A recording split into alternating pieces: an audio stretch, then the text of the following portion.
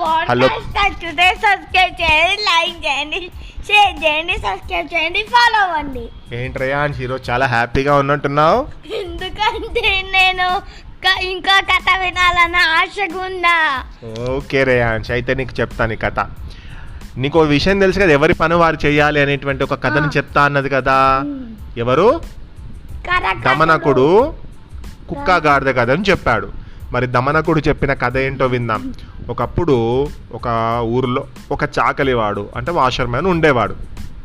అతడి దగ్గర మోయడానికి, అతడు పిండినటువంటి బట్టలను మోయడానికి ఒక గాడిద ఉండేది. ఆ గాడిదతో పాటుగా అతని ఇంటి దగ్గర కాపలా కాయడానికి ఒక కుక్క కూడా ఉండేది. ఒకరోజు చాలా బట్టలు ఉతికి ఆరవేసి వచ్చినటువంటి ఆ చాకలివాడికి బాగా అలిసిపోయి ఇంట్లో గాఢ నిద్రపోతున్నాడు రాత్రిపూట. ఆ ఇంటికి ఒక దొంగ వచ్చాడు. దొంగ రాగానే అక్కడ కుక్క దొంగను చూసింది, గాడిద కూడా దొంగను చూసింది. కానీ కుక్క అరవలేదు. అప్పటికే గాడిద దొంగను చూసిన వెంటనే కుక్కతో అన్నది, ఏ మిత్రమా, మన ఇంటికి దొంగ వచ్చాడు, మన యజమానికి అర్థమయ్యేలాగా గట్టిగా అరువు అని చెప్పింది.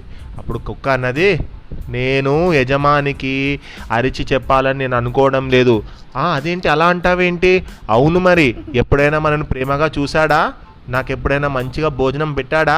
అయినా యజమానికి ఏది నష్టం జరిగితే నాకేంటి అని కుక్క చాలా సెల్ఫిష్గా మాట్లాడేసరికి, అలా అనకూడదు మిత్రమా, అతను మన యజమాని, అతనుకు మనము సహాయం చేయాలి. ఇంట్లో ఉన్న డబ్బులన్నీ అతను ఆ దొంగ తీసుకొని వెళ్తే మన యజమానికి నష్టం కదా, ప్లీజ్ అరువు అని చెప్తుంది. నేను అరవను పో, కావాలంటే నువ్వు అరిచి యజమాని లేపు అని అన్నది కుక్క.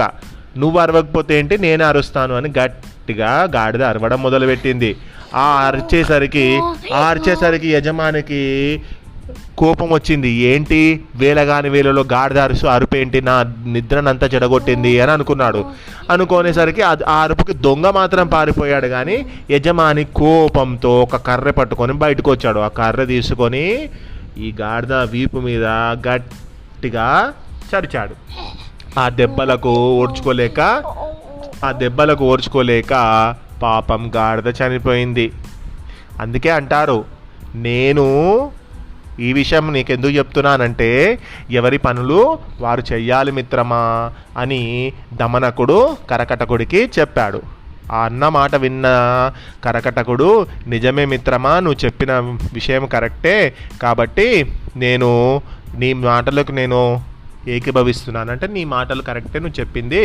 అలాగే మనం సమయానుకూలంగా మన గొప్పతనం ప్రదర్శించుకోవాలి, కానీ నాకు అన్ని విషయాలు తెలుసు అని ముందే మనము గొప్పగా అందరి ముందట నీకు వచ్చిన విషయాన్ని నువ్వు 10 మందికి చెప్పాలి, కానీ సమయాన్ని బట్టి చెప్పాలి, అంతేగాని ఎప్పుడు పడితే అప్పుడు మనం ప్రదర్శించవద్దు అని చెప్తుంది.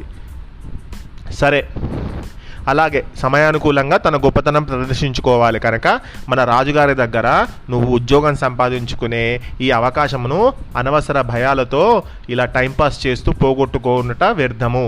చూస్తుండు, నేను పోయి ఆయన భయం తీర్చి నేను ఉద్యోగం సంపాదిస్తాను అని అంటుంది. అనగానే మంచిది, వెళ్ళిరా అన్నాడు కరకటకుడు. దమనకుడు వెంటనే పింగళుడు అంటే సింహం దగ్గరకు వెళ్ళాడు. ఎద్దు రంకె విని సమయానికి మృగరాజైన సింహము నదిలో నీళ్లు తాగడానికి వెళ్తున్నది.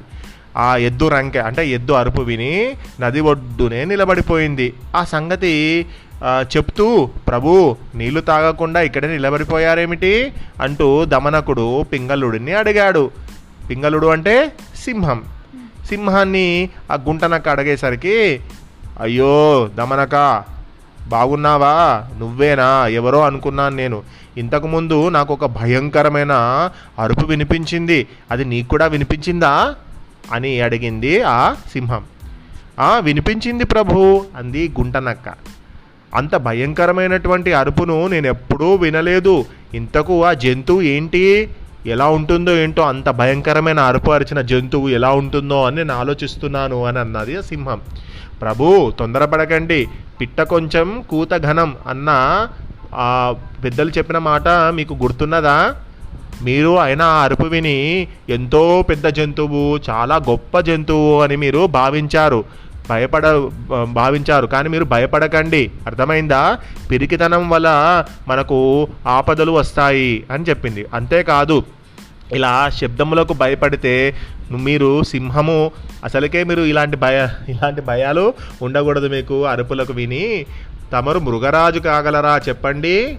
పూర్వము ఒక నక్క ఒక డప్పు శబ్దాలకు భయపడి ఎంతో ఆహారాన్ని పోగొట్టుకున్నది. ఆ కథను మీకు చెప్తాను వినండి అంటూ ఈ దమనకుడు సింహానికి ఒక కథను చెప్పింది.